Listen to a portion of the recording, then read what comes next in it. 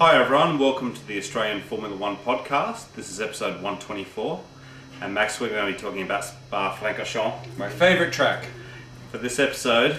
And straight away after this, we're going to talk about the news since Valencia, because we haven't done a little video in a little while, Max. No, we haven't. I think you had a baby, and that sort of screwed everything over. Thanks to everyone for your well wishes as well.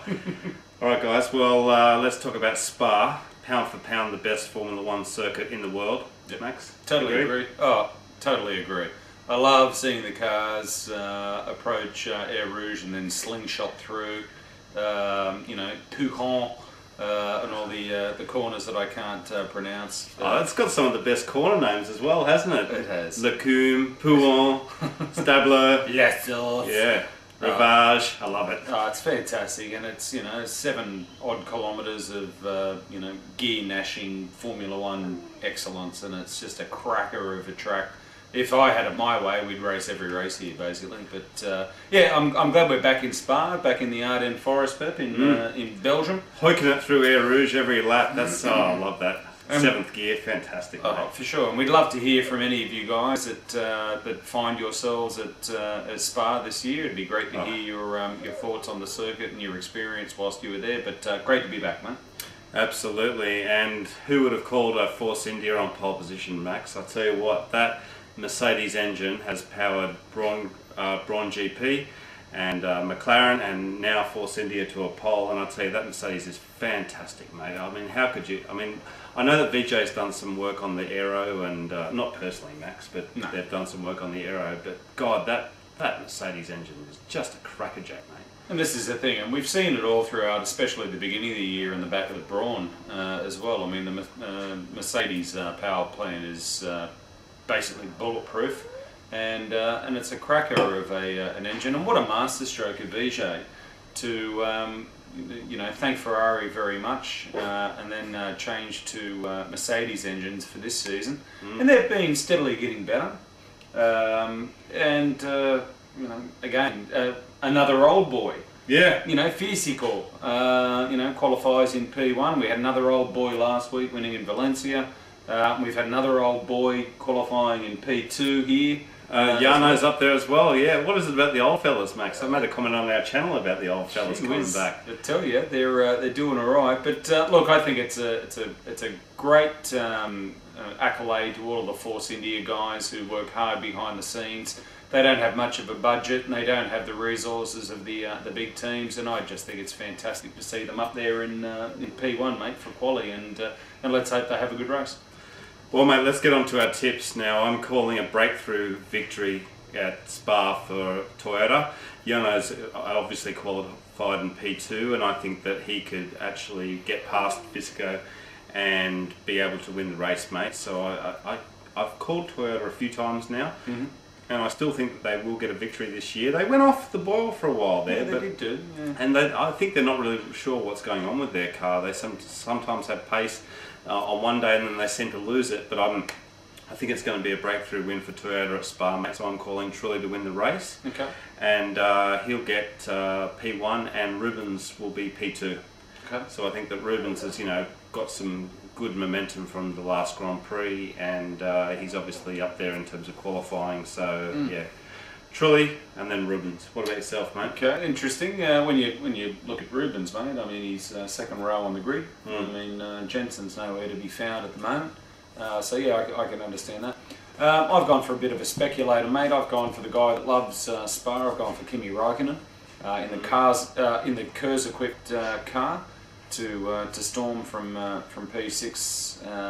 I've got a distinct feeling that Kurz will really come into its own on the long straights here at Spa.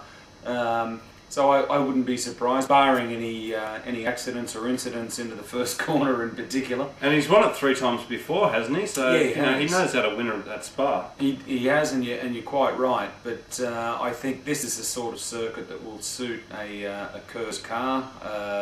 You might even see Lewis in a Kurz car coming through the field, but a little way too far back for mine to place on the podium as Lewis. But Kimi, I'm expecting big things. There's a lot of speculation about his seat next year. So, fingers crossed that Kimi can wrestle the F60 up there or thereabouts. I've picked Jarno Trulli train to come second. No, he's going to win it, Max. He's going to win it. If Fizzy can get off to a good start, okay, and get first into the first corner as we're leading up to the straight to Air Rouge, Jarno's demonstrated time and time again over however many years now that he's great at holding other cars up. But that Toyota's looking, it's looking pretty quick, and he's on a decent amount of fuel, so there's no reason, Pep, that he couldn't win.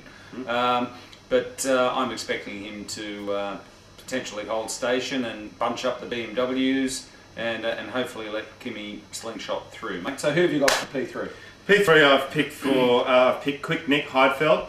BMW say they want to finish on a high, and as far as I'm concerned, Max, a high means regular podiums and maybe even a win. And Nick Heidfeld's got P3 for qualifying, and I think he'll hold that position for the race. And I'm really praying for Nick that he will get that podium, mate. I read an article today saying that Nick Heidfeld could accept a DTM drive, and I'm like, no, Nick, stay in Formula One. And he said himself that he wants to concentrate on Formula One, so I'd love to see Nick Heidfeld on the podium. He's got the qualifying performance, so I'm calling him for the podium, mate. Mate, it would be great, whether it's going to happen at Spa or any of the other races this year. I'd love to see Nick Heidfeld at least win one race. Before he potentially bows out of Formula One. Let's hope that's not the case. Yeah, I can see where you're coming from. I mean, the BMWs are up there, mate, and if anyone's going to do it, I'd like to think that Nick would do it. I've picked Rubens Barrichello for my P3. I'm a little bit iffy about the bronze at Spa, to be honest with you, but he's up at the pointy end of qualifying, and if he can hold station almost, then he should go all right. I mean, they've got, as we've discussed, the Mercedes engine, and it's a cracker. Just a little bit concerned about the changing track conditions with the Brawn. It doesn't seem to like the colder type of weather, and as we both know, mate, the weather at the beginning of the track could be completely different at the other side of the circuit. Yeah, exactly. So that will be telling. That will be interesting, I think. But yep, they're our top three guys, and we'd love to hear what you guys have to say. So please post your 1, 2, and 3 on the channel. Alright guys, well Max and I have trawled the F1 news for the last week since Rubens won in Valencia. We're going to record another video straight away after that, after this one, talking about that news, mate. So enjoy Spa. I hope it's a cracker of a race, and check back in a day or so and we'll have another video for you. Alright guys, go Weber! See you guys. See ya. Bye.